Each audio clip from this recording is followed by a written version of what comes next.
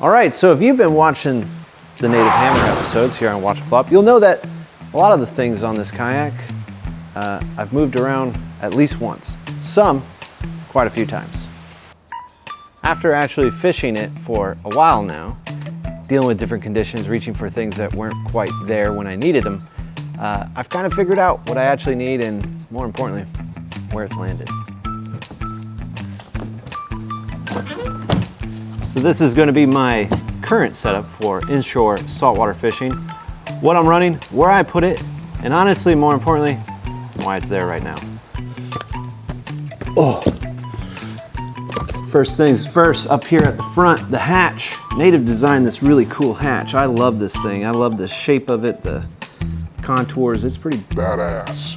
And one thing I saw when I first was looking over the hammer and all the details about it, I was like, dude, this would look perfect with these Yak Power LED nav lights. So that's what we did first. That was in our build video. We put these in. They work phenomenally. They don't blind you too much. Put some background video of, and so far they haven't corroded. A beautiful thing about these particular LED strips, if they do corrode, I can just, this is like a headphone jack from like an old CD player. You pull this out, you pull a screw out right here, you can replace this whole thing. Or at least I would assume you could order one from Yak Power. I went ahead and taped the inside, so I didn't have a lot of stuff dangling around. We have a, well, I guess we'll just go one by one. So in here is a like a first aid toolkit and toiletry setup. I'll go ahead and show an exploded view in the background of what's in there. Below that, I have a spare rudder, but these things are built like, they're built, man. I have dinged my rudder, my Native rudder, so many times, and it's never broke yet. Old phone case. This is a tool that is supposed to be in there. We are powering our camera and the Yak Power switch system with a Naqua 10 amp hour battery. In hindsight, I kind of wish I would have just bought the 20 amp hour. If I was on the water a full day running the switch for the Yak Power nav lights and my Insta 360 cam, like on a 30-second pre-record loop, this would probably die after maybe 12 hours or 10 hours of use, which is pretty good, but we always want more than we could ever use. So I would probably have gotten the 20 amp hour.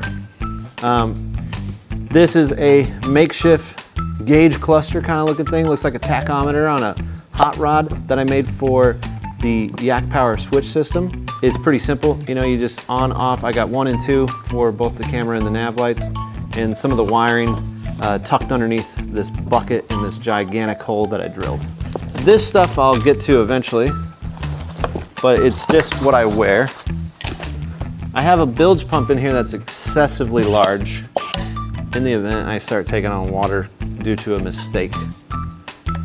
All links will be in the description, guys, for all these products. I have a windbreaker, or just a wind jacket from Kayak or Die. The stuff has started to come off though, so I don't know how much longer it'll be just officially Kayak or Die. Some sealskin socks.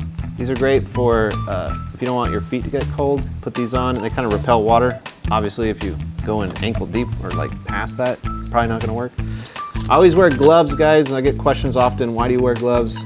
I don't like skin cancer, and sunscreen is really expensive. Just some odds and ends in here too, like a poncho I can quickly reach. There's extra ponchos in there. Some rope with some carabiners in case I need to tie off somewhere. Some, whatever these flavored water things are. Hose for the bilge pump if I need to reach it. I don't use the valet strap right now. This is a great place to put a smaller battery if you needed to. And then right here is your scupper for your transducer. One day we'll get there. Inside here, I have just a cord, a Type-C cord for my, it basically goes in here, comes out over there by the left side of where I sit. And when under power, this charges the X3, or I'm sorry, the X5 camera. These little plates, these power plates are awesome. They're all replaceable if you mess something up. And you can kind of customize them however you want. All right, time for the command center. Up here we have the native seat cushion. Plenty of cheek time on it. She's still holding up too, despite my big ass. We also have some Danco fish pliers. These are pretty nice. They're only like 35 bucks. I keep them right here. Velcro to the side of the rail. We also have a couple flavors for the fish. Usually these are the ones I use, shrimp and inshore saltwater. Also keep some various line over here, some extra scissors that are rusting. And then along this side, I use the same, I don't know, cleat is what you call it, or stopper, whatever you want to, for the rudder. I use for my NK180 Pro up and down. This area right here, I used to put my, I don't know if these are 36 or 37s, but I used to put them right here, but as you can see, they kind of stick up a little. And then when you put the tensioner, little bungee on, it was a little tight. So we don't really, we don't put these, I don't really get into these too often. I usually just, I need soft plastics and tools more than anything. So this little cubby and that cubby over there are usually for the tools and soft plastics that I need just on deck. I'm usually throwing some Gulp, Z-Man Thick Tricks, and the various sizes of the Minnow Z. Always in the beer run or pink colors. They're the best. I got some fish grippers and a fish pick so I can brain and bleed my fish. Let's go over there. So right here we have the ram mount camera arm system. I think this is like a 48-inch or something to that degree. I originally had it mounted up here and it was a pretty good mount. I'm not saying it's the worst, but it felt like I've gotten better use out of it further back. I can also articulate it a little bit easier. I don't have to reach. And then more importantly, I don't whack it with anything like my rod whenever I'm flinging the baits around. I will say when you get further back and you start trying to mount it on this particular portion of the rail that isn't connected directly to the kayak, it gets a little bit more flimsy. So I went ahead and put a bungee down here to the seat rail, just as like an added precaution. Also, out of this same Yak Power or Yak Attack through-hole kit that they provide for you when you buy the hammer, I have the power for the Type-C cable that goes into here. I have it wired underneath this, out over here, so I can plug in the camera and run it all the time. We have the motor controller here. I had the motor controller originally on a articulating base, a little bit set higher up, and every time I would go to move the rudder, I would accidentally bump this. So right now it's just on its, just the base that sticks to the rail, and it works really well. I don't ever bump it anymore, and I can get to the rudder pretty easy. So underneath here, we have our 2-track tackle trays. We also, underneath the seat, you don't have much room. I just have a folding fish stick ruler right there. I think I might upgrade to a just non-folding one. And then I have an extra up and down switch for my power pole right here, just kind of double-sided sticky tape. Moving to the behind the seat section, we got a lot going on over here. I usually bring one of these two coolers. It's the Buffalo Gear brand coolers. They work okay. I have a problem with my caps usually, but they're very affordable coolers and I can recommend them. They definitely hold up from a lot of abuse. Small one for the days where I'm not really keeping much, a big one for those slot season snook. Underneath the coolers is this nifty battery compartment that the hammer has. You can put a low profile battery from Newport or any other battery. Right now I have a Newport 2450 amp hour battery in here. It definitely does the job. It lasts all day. There's only been an instance where I was full throttle for several hours that I got down to like 30 or 40%. Right here, this is a rod holder from Yak Attack, also a net holder. I have a pretty big net. I can put it right here if I want to, but it's kind of a bit of a reach. So if I'm not using this, I just put it right here. Why the big net? Well, there's big fish, so that's why. And get yourself a rubber lined net as well.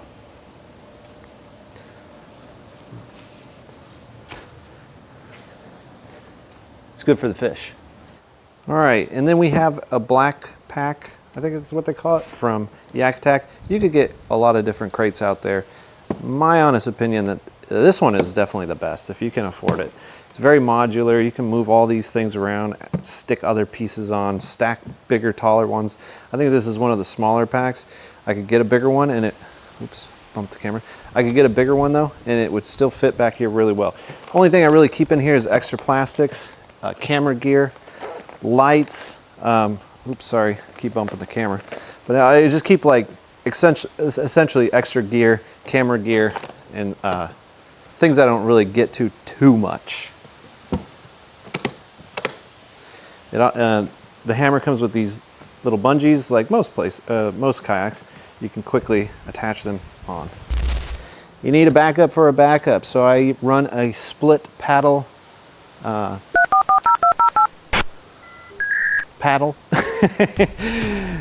And this is the way Native kind of sells you this kayak, is with these for the intentions of split paddle. It definitely helps alleviate space and opens up a lot of real estate for rails. You could get the one that hangs over and run it over this way, but then you start getting into like, it's in the way when you're getting in and out of the kayak. You might lose space on your rails. For me on this mount, it could get in the way if I have a paddle mounted over there. It's just, Over here, we have the main propulsion. Back here, we have our main propulsion, the NK180 Pro from Newport. This thing does really well. It pushes the kayak pretty quickly through the water. I do kind of want to upgrade to the 300, but right now this is plenty good. If I did upgrade to the 300, I'd have to get another battery too, which is just a lot of expenses. So for the time being, this is definitely doing the job. Next to it, we have the PowerPole shallow water anchor system, their micro anchor. We did a review on this if you'd like to check out my thoughts and everything. It's phenomenal. I love this thing. It definitely 2 taps up and down to sink it in the mud or take it out of the mud, and you stop on a dime. Sometimes a little too quick. This thing can whip around in strong current. I have it with a battery pack back here, so I don't have to run any extra wires. And this battery pack will last all day, sometimes 2 trips. Almost forgot. Make sure you get a flag if this thing is hanging over a truck bed or something like that. Just let drivers know. But I usually put it on the trim mount for the NK180 Pro when I'm transporting it, not really ever here. But because I wanted to show this to you, we had to do it like this. One thing to be aware of when you are, getting a PowerPole system for the hammer is you will need to buy one of these plates from Native. I did a video on this. I'll also put the link to it up here. It's expensive, but it is definitely quality. And we have all of our wires run through Yak Attack through-hole kits. These are everywhere. Down here, we have a kayak cart because a lot of the launches I go to, you can't pull a trailer through. So I usually bed this and transport it on this cart. A lot of people are always saying, push it up forward. Can't really do that, at least with this cart. It's too much of a pain in the ass. I'd rather just walk this the 10 feet with a little bit extra weight and bad leverage to the water. But this is a Yak Attack bar cart with the hard wheels. I have the sand wheels, but haven't tried them out.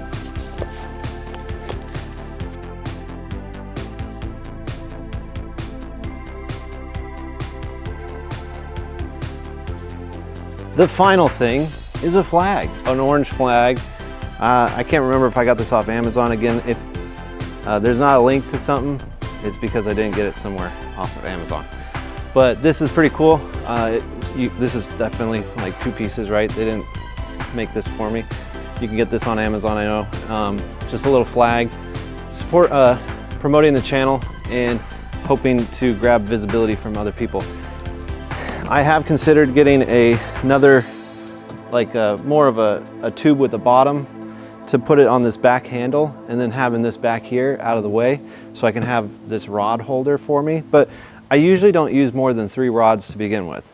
And then the final thing is obviously what I'm wearing when I'm in the kayak. And this is what I wear when I'm out on the kayak. Fall Raven, I believe that's how it's pronounced. Abisco hike trousers, I believe they're called. They got lots of ventilation on them. You can air out them white thighs. God dang, those things are bright. Lots of zippery pockets. Every pocket has zippers, so nothing's falling out. Corker footwear with some interchangeable soles if I want to be on the kayak or want to go to a jetty with some, and I need some more bite.